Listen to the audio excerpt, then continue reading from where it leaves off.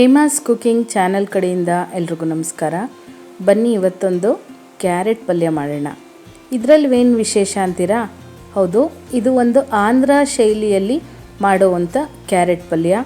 ಯೂಶುವಲ್ಲಾಗಿ ನಾವು ಮಾಡೋದಕ್ಕಿಂತ ಸ್ವಲ್ಪ ಡಿಫ್ರೆಂಟ್ ಆಗಿರುತ್ತೆ, ಹಾಗೆ ಟೇಸ್ಟ್ ಕೂಡ ತುಂಬಾ ಚೆನ್ನಾಗಿರುತ್ತೆ.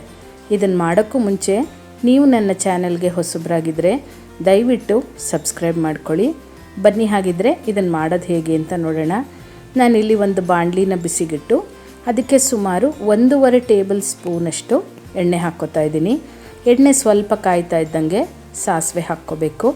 ಸಾಸಿವೆ ಸಿಡಿದ ನಂತರ ಇದಕ್ಕೆ ಒಣಮೆಣಸಿನ್ಕಾಯಿನ ಸೇರಿಸ್ಕೋಬೇಕು.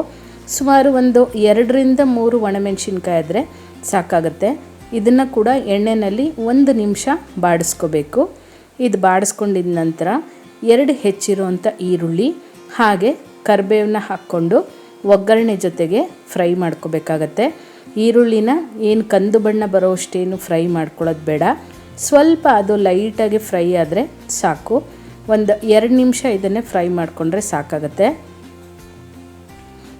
ಇದ್ರ ಜೊತೆಗೆ 1 ಹೆಚ್ಚಿರುವಂಥ ಟೊಮೆಟೊನ ಹಾಕ್ಕೋಬೇಕು. ಟೊಮೆಟೊ ಇಷ್ಟ ಇದ್ದರೆ ಹಾಕ್ಕೊಳ್ಳಿ, ಇಲ್ಲ ಅಂದರೆ ಸ್ಕಿಪ್ ಕೂಡ ಮಾಡ್ಕೋಬೋದು. ಈಗ ಟೊಮೆಟೊ ಈರುಳ್ಳಿನೆಲ್ಲ ಒಂದು ಸ್ವಲ್ಪ ಫ್ರೈ ಮಾಡ್ಕೋಬೇಕು. ಟೊಮೆಟೊ ಎಲ್ಲ ಒಂದು ಸ್ವಲ್ಪ ಮೆತ್ತಗಾಗಬೇಕು, ಅಲ್ಲಿವರೆಗೂ ಇದನ್ನು ಫ್ರೈ ಮಾಡ್ಕೋಬೇಕು. ಒಂದೇ ರೀತಿ ಕ್ಯಾರೆಟ್ ಪಲ್ಯ ತಿಂದು ಬೇಜಾರಾಗಿದ್ದರೆ ಒಂದು ಸರಿ ಈ ರೀತಿ ಟ್ರೈ ಮಾಡಿ, ರುಚಿಯಂತೂ ಹೇಳೋಕ್ಕೆ ಆಗಲ್ಲ, ಅಷ್ಟು ಚೆನ್ನಾಗಿರುತ್ತೆ. ಈಗ ಇದಕ್ಕೆ ಒಂದು ಅರ್ಧ ಸ್ಪೂನಷ್ಟು ಅರಿಶಿನ ಹಾಕ್ಕೊಂಡು ಮತ್ತೆ ಇದನ್ನು ಫ್ರೈ ಮಾಡ್ಕೋಬೇಕು. ಇದು ಕ್ಯಾರೆಟ್ ಪಲ್ಯದಲ್ಲಿ ನಿಮಗೆ ಅರಿಶಿನ ಹಾಕಿದಾಗ ಒಂದು ಒಳ್ಳೆ ಕಲರ್ ಕೊಡುತ್ತೆ. ನಾನಿಲ್ಲಿ ಸುಮಾರು 1/4 kg ಕ್ಯಾರೆಟ್ನ ತೊಗೊಂಡಿದ್ದೀನಿ. ಕ್ಯಾರೆಟ್ನ ಸಿಪ್ಪೆ ತೆಗೆದು ಸಣ್ಣದಾಗಿ ಹೆಚ್ಚಿಟ್ಕೋಬೇಕು. ತುರಿದುಬಿಟ್ಟು ಮಾಡಿದಾಗ ಈ ಪಲ್ಯ ಅಷ್ಟು ಚೆನ್ನಾಗಿರಲ್ಲ, ಹಾಗಾಗಿ ಎಷ್ಟು ಸಾಧ್ಯ ಆಗುತ್ತೋ ಅಷ್ಟು ಸಣ್ಣಗೆ ಇದನ್ನು ಹೆಚ್ಚಿಕೊಂಡು ಪಲ್ಯ ಮಾಡ್ಕೋಬೇಕಾಗತ್ತೆ. ನಾನಿಲ್ಲಿ ಸಣ್ಣದಾಗಿ ಹೆಚ್ಚಿಟ್ಕೊಂಡಿದ್ದೀನಿ. ಈಗ ಇದನ್ನು ಎಣ್ಣೆನಲ್ಲೇ ಫ್ರೈ ಮಾಡ್ಕೋಬೇಕು. ಕೆಲವರು ಏನಂದರೆ ಕ್ಯಾರೆಟ್ನ ಕಟ್ ಮಾಡಿ ನೀರಿನಲ್ಲಿ ಬೇಯಿಸ್ಬಿಟ್ಟು ನಂತರ ಒಗ್ಗರಣೆ ಮಾಡ್ಕೋತಾರೆ, ಹಾಗೆ ಕೂಡ ಮಾಡ್ಬೋದು. ಆದರೆ ನೀವು ಎಣ್ಣೆಯಲ್ಲಿ ಈ ರೀತಿ ಫ್ರೈ ಮಾಡ್ಕೊಂಡು ಮಾಡಿದಾಗ ಬರೋವಂಥ ರುಚಿಗೂ ನೀವು ಬೇಯಿಸ್ಬಿಟ್ಟು ಮಾಡಿದಾಗ ಮಾಡೋದಕ್ಕೂ ತುಂಬ ವ್ಯತ್ಯಾಸ ಇರುತ್ತೆ. ಈ ರೀತಿ ಮಾಡಿದಾಗ ನಿಮಗೆ ಚೆನ್ನಾಗಿ ಫ್ರೈ ಆಗಿರುತ್ತೆ, ಒಂದು ಸ್ವಲ್ಪ ಕ್ರಂಚಿಯಾಗಿರುತ್ತೆ, ಟೇಸ್ಟ್ ಕೂಡ ಚೆನ್ನಾಗಿರುತ್ತೆ. ಏನಿಲ್ಲ, ನೀವು ಮಾಡುವಾಗ ಗ್ಯಾಸ್ನ ಲೋ ಫ್ಲೇಮ್ನಲ್ಲಿ ಇಟ್ಕೊಂಡು ನೀವು ಆಗಾಗ ಕೈ ಆಡಿಸ್ತಾ ಇದ್ದರೆ ಕ್ಯಾರೆಟ್ ಏನು ಸೀದೋಗಲ್ಲ. ನೀವು ಆ ರೀತಿ ಫ್ರೈ ಮಾಡ್ಕೋಬೋದು. ಇದಕ್ಕೆ ಈಗಲೇ ನೀವು ರುಚಿಗೆ ತಕ್ಕಷ್ಟು ಉಪ್ಪನ್ನು ಹಾಕಿದಾಗ ಕೂಡ ಉಪ್ಪಿಂದ ಕ್ಯಾರೆಟು ಸ್ವಲ್ಪ ನೀರು ಬಿಟ್ಟಂಗಾಗುತ್ತೆ. ಆ ನೀರಿನಲ್ಲೇ ಕ್ಯಾರೆಟ್ ಬೆಂದೋಗುತ್ತೆ. ಹಾಗೆ ಬೇಯಲಿಲ್ಲ ಅಂತ ಅಂದರೆ ಒಂದು 1/4 ಲೋಟದಷ್ಟು ನೀವು ನೀರನ್ನು ಸೇರಿಸ್ಕೋಬೋದು. ಈಗ ಈ ಕ್ಯಾರೆಟು ಈ ಎಣ್ಣೆನಲ್ಲೇ ಫ್ರೈ ಆಗೋ ಅಷ್ಟೊತ್ತಿಗೆ ಇದಕ್ಕೊಂದು ಪೌಡ್ರ್ ರೆಡಿ ಮಾಡ್ಕೊಳ್ಳೋಣ. ಇದಕ್ಕೆ ನಾನಿಲ್ಲಿ ಒಂದು ಪಾತ್ರೆನ ಬಿಸಿಗಿಟ್ಟು ಅದಕ್ಕೆ 1 ಹಿಡಿಯಷ್ಟು ಕಡಲೆಕಾಯಿ ಬೀಜನ ಸೇರಿಸ್ಕೊತಾ ಇದ್ದೀನಿ. ಇದ್ರ ಜೊತೆಗೆ 1 ಟೀ ಸ್ಪೂನಷ್ಟು ಕಡಲೆಬೇಳೆನ ಹಾಕ್ಕೊಂಡು ಇದು ಎರಡನ್ನೂ ನಾವು ಫ್ರೈ ಮಾಡ್ಕೋಬೇಕಾಗತ್ತೆ. ಇದು ಸ್ವಲ್ಪ ಕಲರ್ ಚೇಂಜ್ ಆಗಿ ಈ ಕಡಲೆಕಾಯಿ ಬೀಜ ಎಲ್ಲ ಸ್ವಲ್ಪ ಗರಿಗರಿ ಆಗೋವರೆಗೂ ಇದನ್ನು ಫ್ರೈ ಮಾಡ್ಕೋಬೇಕು. ಇದೇ ಮೇಯ್ನ್ ಮಸಾಲೆ ನಿಮಗೆ ಕ್ಯಾರೆಟ್ ಪಲ್ಯದಲ್ಲಿ ಹಾಕೋವಂಥದ್ದು. ಈಗ ಇದೆಲ್ಲ ಸ್ವಲ್ಪ ಫ್ರೈ ಆಗ್ತಾ ಇದ್ದಂಗೆ ಲಾಸ್ಟಲ್ಲಿ 1 ಟೀ ಸ್ಪೂನಷ್ಟು ಜೀರಿಗೆನ ಸೇರಿಸ್ಕೊಳ್ಳಿ. ಜೀರಿಗೆನ ಮುಂಚೆನೇ ಹಾಕ್ಕೊಂಡ್ಬಿಟ್ರೆ ಕಡಲೆಕಾಯಿ ಬೀಜ ಮತ್ತು ಕಡಲೆಬೇಳೆ ಎಲ್ಲ ಫ್ರೈ ಆಗೋ ಅಷ್ಟರಲ್ಲಿ ಜೀರಿಗೆ ಸೀದಂಗೆ ಆಗಿಬಿಡುತ್ತೆ. ಹಾಗಾಗಿ ಇದೆಲ್ಲ ಫ್ರೈ ಆದಮೇಲೆ ಕೊನೆಗೆ ಹಾಕ್ಕೊಂಡು 1 ನಿಮಿಷ ಬಾಡಿಸ್ಕೊಂಡ್ರೆ ಸಾಕಾಗುತ್ತೆ. ಈಗ ಇದೆಲ್ಲ ಪೂರ್ತಿ ತಣ್ಣಗಾಗೋದಕ್ಕೆ ಬಿಟ್ಟು ನಂತರ ನಾನಿಲ್ಲಿ ಇದನ್ನು ಮಿಕ್ಸಿಗೆ ಹಾಕ್ಕೊಂಡಿದ್ದೀನಿ.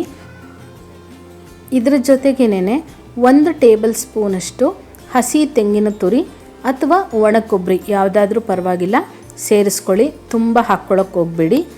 ಜೊತೆಗೆ 1 ಟೀ ಸ್ಪೂನಷ್ಟು ಕೆಂಪು ಮೆಣಸಿನ ಪುಡಿ ಅಥವಾ ನಿಮ್ಮ ಖಾರಕ್ಕೆ ಹೇಗೆ ಬೇಕೋ ಹಾಗೆ ನೋಡಿಕೊಂಡು ನೀವು ಕೆಂಪು ಮೆಣಸಿನ ಪುಡಿನ ಸೇರಿಸ್ಕೋಬೋದು. 1 ಟೀ ಸ್ಪೂನಷ್ಟು ಧನಿಯಾ ಪುಡಿ, ಎರಡನ್ನು ಹಾಕ್ಕೊಂಡು ತರ್ತರಿಯಾಗಿ ಮೊದಲು ಒಂದು ಸರಿ ಗ್ರೈಂಡ್ ಮಾಡ್ಕೊಂಡು ಬಿಡಬೇಕು. ನೋಡಿ, ಇಷ್ಟು ತರ್ತರಿಯಾಗಾದರೆ ಸಾಕು. ಈಗ ಲಾಸ್ಟಲ್ಲಿ ಇದಕ್ಕೆ ಒಂದು ಸ್ವಲ್ಪ ಬೆಳ್ಳುಳ್ಳಿನ ಸೇರಿಸ್ಕೋಬೇಕು.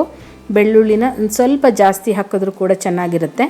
ಮತ್ತು ಇದನ್ನು ತರ್ತರಿಯಾಗಿ ಒಂದು ಸರಿ ಗ್ರೈಂಡ್ ಮಾಡಿಕೊಂಡ್ರೆ ನಿಮಗೆ ಕ್ಯಾರೆಟ್ ಪಲ್ಯಕ್ಕೆ ಹಾಕುವಂಥ ಮಸಾಲೆ ರೆಡಿ ಆಗುತ್ತೆ.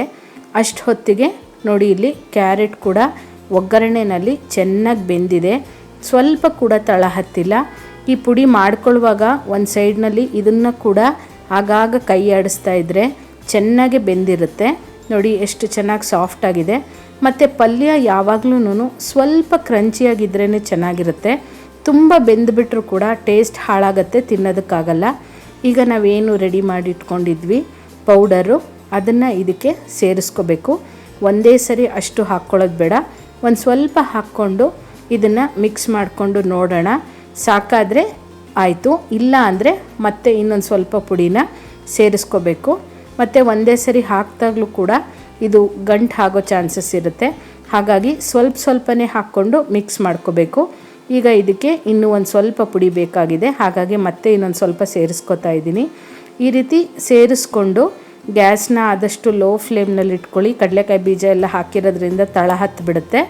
ಒಂದು 2 ನಿಮಿಷ ಈ ಕ್ಯಾರೆಟ್ ಜೊತೆಗೆ ಹೊಂದ್ಕೊಳ್ಳೋ ಅಷ್ಟು ಇದನ್ನು ನಾವು ಫ್ರೈ ಮಾಡಿಕೊಂಡ್ರೆ ಸಾಕು. ತುಂಬ ಹೊತ್ತು ಕೂಡ ಫ್ರೈ ಮಾಡೋದೇನು ಬೇಡ. ಈ ರೀತಿ ಫ್ರೈ ಮಾಡಿಕೊಂಡು ಲಾಸ್ಟಲ್ಲಿ ಒಂದು ಸ್ವಲ್ಪ ಕೊತ್ತಂಬರಿ ಸೊಪ್ಪು ಹಾಕ್ಕೊಂಡ್ರೆ ನಿಮಗೆ ಬಿಸಿ ಬಿಸಿಯಾದಂಥ ಕ್ಯಾರೆಟ್ ಪಲ್ಯ ರೆಡಿಯಾಗುತ್ತೆ. ಇದನ್ನೇ ನೀವು ಚಪಾತಿ ಜೊತೆಗೆ ತಿನ್ಬೋದು, ದೋಸೆ ಜೊತೆಗೂ ತಿನ್ಬೋದು. ಇಲ್ಲ ಅಂದರೂ ಕೂಡ ಈಗ ಏನಾದರೂ ರಸಮ್ ರೈಸು ಅಥವಾ ಬರೀ ಬೇಳೆ ಸಾರು ಮಾಡಿರ್ತೀರ, ಅದಕ್ಕೆ ಜೊತೆ ಕೂಡ ನೆಂಚ್ಕೊಳ್ಳೋದಕ್ಕೆ ತುಂಬಾ ಚೆನ್ನಾಗಿರುತ್ತೆ. ನಾನು ಈ ಹಿಂದಿನ ವಿಡಿಯೋದಲ್ಲಿ ಮಾವಿನಕಾಯಿ ಪಪ್ಪನ್ನು ಮಾಡಿ ತೋರಿಸಿದ್ದೆ, ಅದ್ರ ಜೊತೆಗಂತೂ ಸೂಪರ್ ಕಾಂಬಿನೇಷನ್ ಅಂತಲೇ ಹೇಳ್ಬೋದು. ಈ ರೀತಿ ನಾನು ಸುಮಾರು ಪಲ್ಯಗಳು ಕರಿಗಳನ್ನ ನಾನು ಈಗಾಗಲೇ ನನ್ನ ಚಾನಲಲ್ಲಿ ತೋರಿಸಿದ್ದೀನಿ. ದಯವಿಟ್ಟು ಒಂದು ಸರಿ ಚೆಕ್ ಮಾಡ್ಕೊಳ್ಳಿ. ಹಾಗೆ ನಿಮಗೆ ಯಾವ ರೀತಿಯ ಪಲ್ಯಗಳು ಬೇಕು ಅಂತ ಹೇಳಿದ್ರೆ ನಾನು ಆ ರೀತಿ ಮಾಡಿ ತೋರಿಸ್ತೀನಿ. ಮತ್ತಷ್ಟು ಈಸಿಯಾದಂಥ ರೆಸಿಪೀಸ್ಗಾಗಿ ಹಾಗೆ ಟಿಪ್ಸ್ಗಾಗಿ ಹೇಮಾಸ್ ಕುಕಿಂಗ್ ಚಾನಲ್ನ ಮರೀದೇ ಸಬ್ಸ್ಕ್ರೈಬ್ ಮಾಡ್ಕೊಳ್ಳಿ. Thank you.